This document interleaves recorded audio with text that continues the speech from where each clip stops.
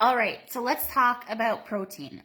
I'm going to dive deeper and deeper into and talk a lot more about carbs and also a lot more about healthy fats, because those are two of the, actually, I can't even rate it on the misunderstandings behind protein for females, carbs, and healthy fats. There's so much that goes into it, but I think carbs and protein are the two, carbs and healthy fats are the two misunderstood. So I'm going to talk a lot more about them.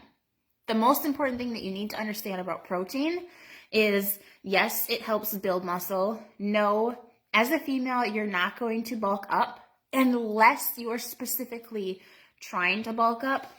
And then it's still going to be very hard and it's going to take a long time. Remember, anything that we want to do, any results that we want to see, has to be sustainable, and it's going to take time. It doesn't happen overnight. Anything that's a super quick fix, you better question. But there are little things that you can start doing that will make a pretty big change in a small amount of time, based on, or depending on what you already do. So, when it comes to protein, females, again, are different than males. Imagine that. But we need to treat protein differently in terms of prioritizing it. You have to prioritize protein, especially as an athlete. Like, you are a runner, you are an athlete, and you need to start fueling your body as one. So you need to have protein before your workouts, before your runs. You need to have protein after your workout, after your runs. You need to get protein in your body beforehand to help prevent some of the muscle breakdown, because estrogen, we've all heard of estrogen, the hormone estrogen. Estrogen actually breaks down your muscles. So if you think about the entire point of, let's say, lifting weights, it's to get stronger, or one of the primary reasons is. And in order to get stronger, you have to, again, create those little tears in your muscle and allow them to heal and rebuild. That's how you get stronger. So in order to get stronger, run faster, run injury-free, you need to focus on making sure you are eating enough protein. And a lot of times females are not eating enough protein. They try to stay away from it, or they are told that they don't need it. They are told that, oh, you're counting macros, make sure that you're hitting 10 to 20% of protein. You need more of that. So again, remember, yesterday the video talked about a 40-30-30 split, meaning 30% protein. Now, again, not counting macros, and I'll give you an idea of what that looks like, but you need to try to have protein at every meal. That should not be hard to do at all. And then also within the snacks that you're having throughout the day, have protein. It's going to stabilize your blood sugar levels. It's going to help you have that balanced macronutrients at every meal and every snack. And it's also going to tap into that muscle protein synthesis that we talked about. You can't just go from not eating breakfast, not eating much for lunch, surviving on coffee until you're absolutely starving in the afternoon, and then wonder why you just go ham on everything in sight because you haven't been eating all day. You also can't just have breakfast and not eat until dinner.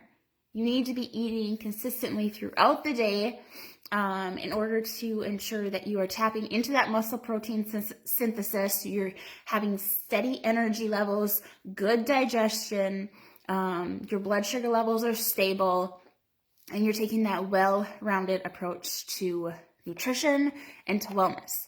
Now, as a runner, why do we need protein before and after our runs and after our workouts or any kind of exercise?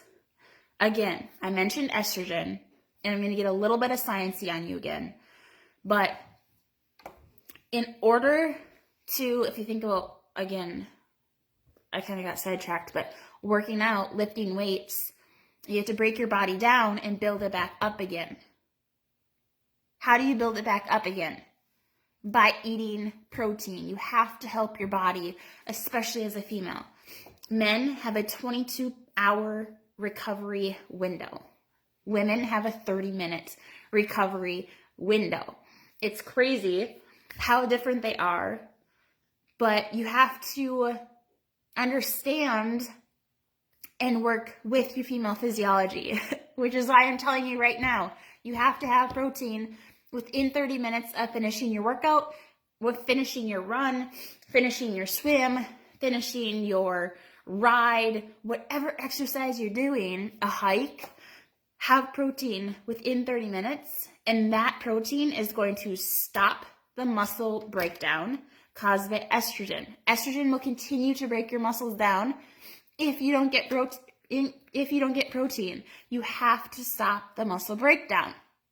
Now, specifically, you want leucine protein. Leucine protein is part of BCAAs. I use Beachbody Performance Recover. That has leucine protein in it, and enough so that it's going to, it's going to break the blood-brain barrier, which stops the muscle breakdown and triggers the repair and the regrowth process. It's that simple. Get leucine protein in your body within 30 minutes of your workout and your run. That is going to, again, extend your recovery window, and then you can follow up that protein with a post-workout, post-run meal a couple hours later.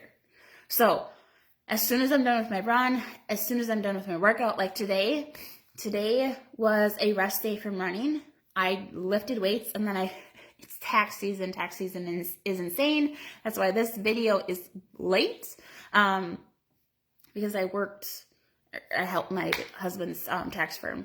So I worked out. I had Recover immediately afterwards. If you're using Recover or some kind of like chocolate protein that has leucine protein in it, I highly suggest blending it with ice, water, or a little bit of coffee in there, and a frozen banana.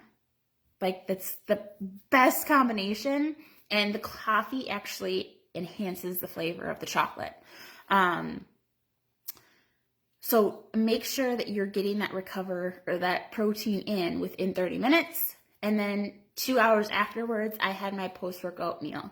Even though I wasn't running, even though I didn't do some crazy long ride or anything, I literally just worked out. So let me know what questions you guys have. If you are vegetarian or vegan, I know we have some vegetarian and vegans in this group, and you're not quite sure how to get enough protein in, please let me know. I have a bunch of ideas. I have a list of protein sources. I have a ton of recipes that I can share with you guys that will give you ideas on what to do for vegetarian or vegan meals, or even if you just want to have a meal that doesn't have meat in it. I can definitely share all those as well.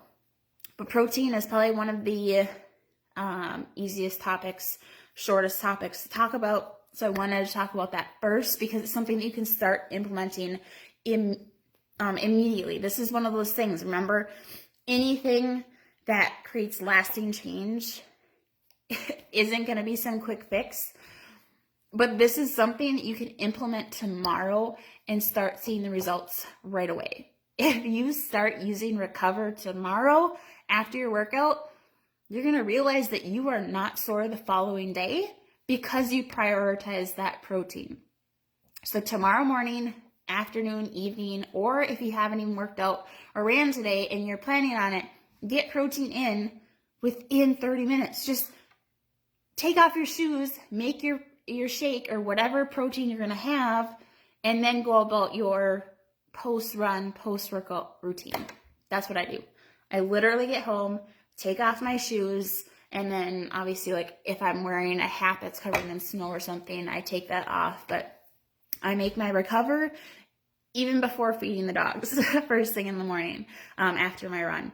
And then I will finish stretching, rolling, shower, whatever, but I prioritize that protein. And it's been one of the biggest game changers besides eating enough and eating a pre-workout meal. So let me know what questions you guys have.